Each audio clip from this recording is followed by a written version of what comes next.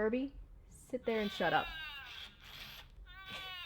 Okay, Furby, go to sleep, or I'm gonna put you in the other room. Let's just hope that it stays quiet for the rest of the video.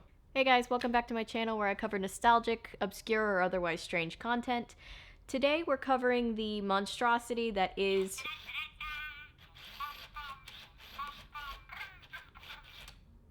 Today we're covering the monstrosity that is Furby Island, the 2005 animated movie that Hasbro made to sell Furbies that did not work, and you will see why when we start watching the movie.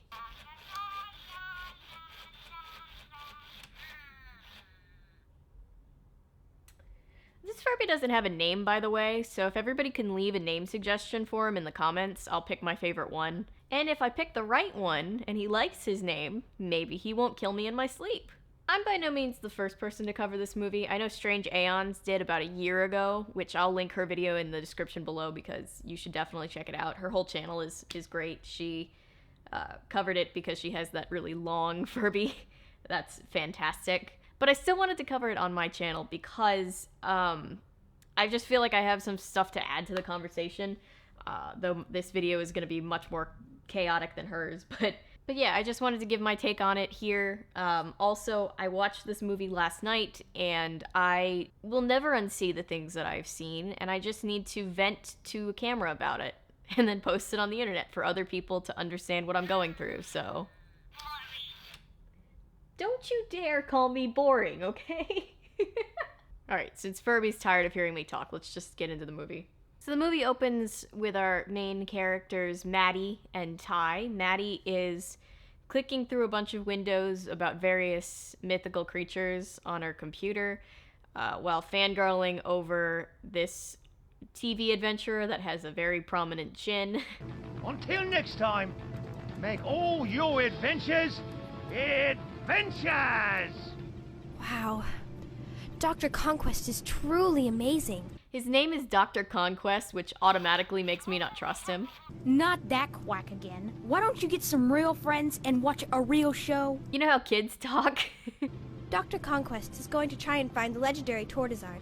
So, this mythical creature of a Tortoisard gets mentioned a lot in this movie, considering that it never comes up and has no bearing on the plot. The guy's a quack. I have never heard of a Tortoisard. Not surprising. Your brain's fried from all those video games. At least I have a brain. Dr. Conquest is a real explorer. He's tracked the Sasquatch and has undisputed sonar images of the Loch Ness Monster. She was so excited about his discoveries of the Loch Ness Monster that she had to think about it for a second before she remembered what the Loch Ness Monster was called. It's a lot better than flying halfway around the world looking for some plant. And this is another thing, too, is she's obsessed with this adventurer guy, right? She wants to be like him. But her parents are also adventurers, and they're literally on their own plane right now to a desert island to go exploring for something, and she's just not into it at all. She's like, that's boring. I don't want to do that. I want to sit here and talk about exploring while I scroll through the internet and watch TV. What's the name of those islands we're going to again? It's called Noname, honey. The climate is perfectly suited to grow the razor philodendron. That was a bonus answer to the question that she actually asked. Hey, where'd you say you live now? Oh, it's up on the west side. It's 75 degrees and sunny all week today, but next week it's going to be a little bit rainy, but the humidity... I'll bet Dr. Conquest will be really proud of me. Maybe he'll even put me on his TV show. Yes! Now, right away, you notice how bad the animation is in this movie, and it gets worse and worse the closer they go in on the faces. You know, none of the characters really move the way they're supposed to. There's not really any life behind their eyes. It's just very, very concerning. So anyway, the family lands on this island. There are not enough sound effects in the background. Honey, you do understand the Conquest show is not about real science. It's just sensationalism. This is real science and real adventure. Right, so her parents want her to give up this crazy dream of adventuring and exploring to follow in the family footsteps of adventuring and exploring. So after Dad spends a great deal of effort getting together 2 pickaxes... Mom! Okay, all set. He and the mom decide to go off looking for this plant that they came for, and even though the little brother was excited about it like 2 seconds ago, he's just like, nah, I'm gonna hang here on the plane. As cool as a plant that can cut you to shreds might be, I'll just hang out here. What? And the proportions in this movie are so off. Like, look how small they look. Like, I can't pinpoint exactly why it looks so wrong, but it just doesn't look right. You probably wouldn't know what it was if you fell over it. Ow! I think you found it, Dorkazard. So the brother just kind of... And then the sister just glitches through him. But even more unnatural is how slow the parents are walking in this next scene. I'm worried about Maddie, George. Worried? Why? You know, she's becoming more and more independent. She's 13. 13 going on 30.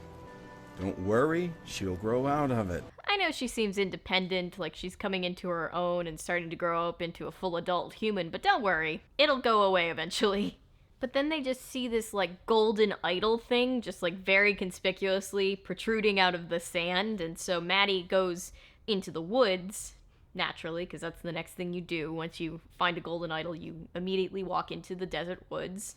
And between the lovely animation and the riveting dialogue... Come on, Maddie! Let's go back! You forget that they're passing any sort of time at all until, what do you know, they find these ancient ruins. I'm telling you, Maddie, Mom and Dad are gonna be so mad! Man, Mom and Dad are gonna freak out when they find out you made an archaeological discovery. You know how they feel about that, Maddie. And so inside they find all these cave drawings of people with the Furbies. Clearly, they were culturally centered on the Furbies. I don't know what happened. There's no people. They come across no, like, indigenous people to this island, though. So I have no idea what happened to them story-wise. That's just kind of a big plot hole. And if I see one set of fangs, I am out of here. Why would your brain directly go to fangs? There's a lot of other things that I would be more afraid of before fangs. Like, on the list of things, it would be, like, spiders and snakes and sharp objects. I definitely wouldn't go right to fangs. So Ty trips this booby trap that takes its own precious time to actually start, but once it does, it's kind of a big problem for them.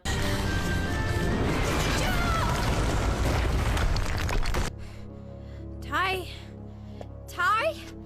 And then Ty just gets buried alive. It's very terrifying. Maddie! Help! I need Mom and Dad. I'll be right back. And then Maddie just kind of dips. She's like, okay, I'll go see if I can find somebody to do something. And it's just like, Maddie, you could do something.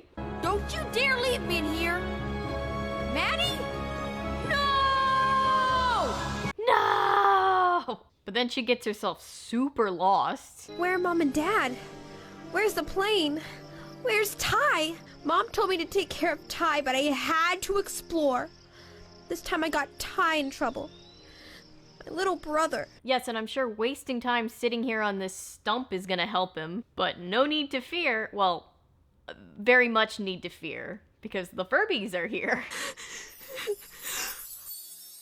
No. Nope. I dislike that Furby so much that I trust this Furby less. And she kind of has a different reaction than I would have. My reaction would be more along the lines of like, ah! But she's just kind of like, okay, you're a fur thing? Okay. You're cool. Elo. And in case the thing wasn't terrifying enough, it apparently can read minds and, like, mind control this girl. Like, they spend the rest of the movie from here on out just, like, psychically linked with the Furby, just able to, like, get inside her head, which I guess is supposed to be cute, but it's just terrifying.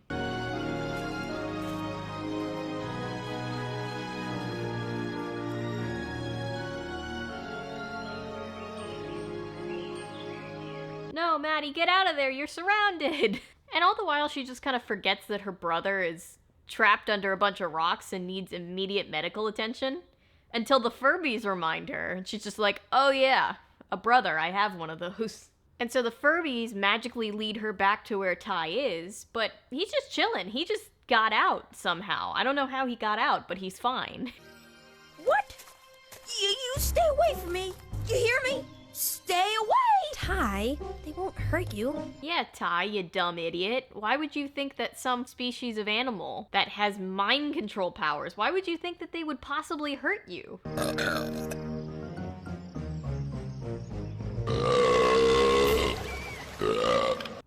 Okay. Why? Whoa! All right! Whoa! Alright! This video is gonna be so long. I have so much more of this movie to cover. And then the Furbies just kind of have a jam session where the sound team just kind of used some generic 808 beats in the background and was like, this sounds like a Furby banging on some bongos.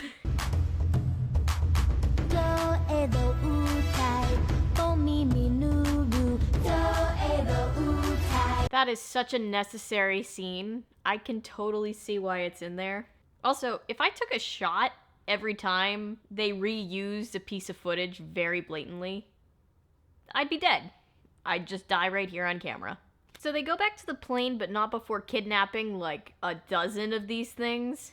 They seem to know and feel what you're thinking.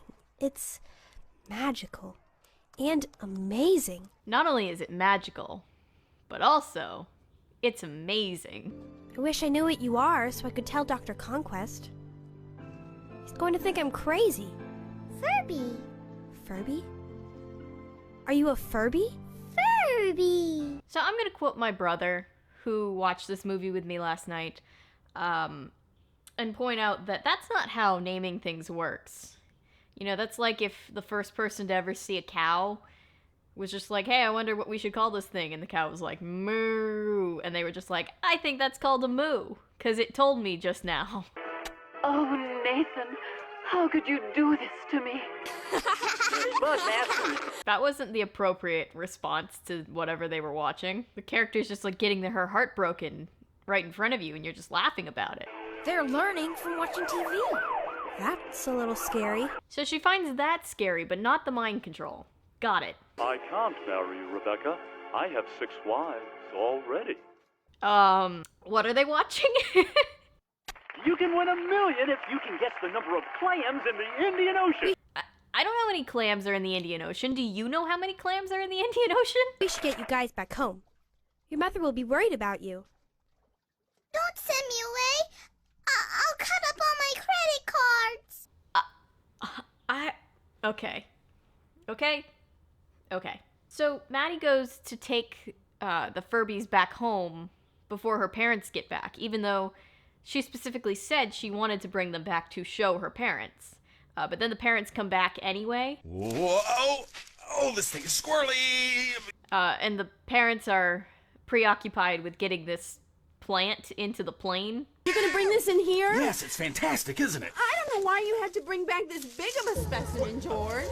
I mean, you helped him bring it all the way back. I think you must have been aware of that part of the plan. I don't know why you've gone and brought back this thing that I had to help you lug across an island. I don't know what made you do that. It's not like I had any part in doing this. But then the Furbies, they react negatively to the fact that the parents are fighting with each other. And because one of them is psychically linked with Maddie, Maddie almost dies? I don't know. Maddie? No, it's okay. I don't know what hit me. Tell her, Maddie, tell her! We found these amazing little creatures, and they could... Maddie, were you watching Dr. Conquest again? Did you stray away from the beach? Did you stray away from the beach? You know, parents talk. You gotta believe me. Tell him, Ty. So Ty refuses to back her up, which is very confusing because he was the one that brought up the fact that she should tell her parents what they found in the first place. But something is definitely not right. Yeah, she seemed fine when she went to bed, though. So I don't know what happened to the parents' legs here. It kind of looks like the mom is missing a leg, but it also kind of looks like maybe she's just got her leg crossed over. But then it would mean that it was like overlapping with the dad's leg that's also crossed over. So I'm very confused at the whole like sitting situation here. So the one Furby comes back and goes to sleep next to Maddie, and then in the morning the Furby's gone and so is her blanket. So the only conclusion I'm left with is that the Furby just like jacked her blanket and ran. Let's not bring the stinky ones home today, dear. That was an entirely necessary line of dialogue.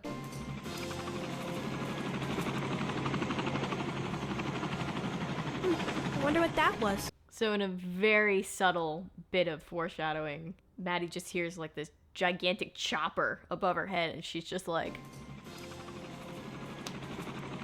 huh, wonder what that could be. Maddie! Now what if I hadn't caught you, Elo? Elo no Maddie catch. Elo no Maddie. Well, that is just terrifying. I know everything about you, Maddie. I'm inside your brain as we speak. So where do you think the boys have gone now? Hiding. Really? You're right, that is a very helpful answer to the question that she just asked. You go this way, and I'll go that way. How can they not see them from there?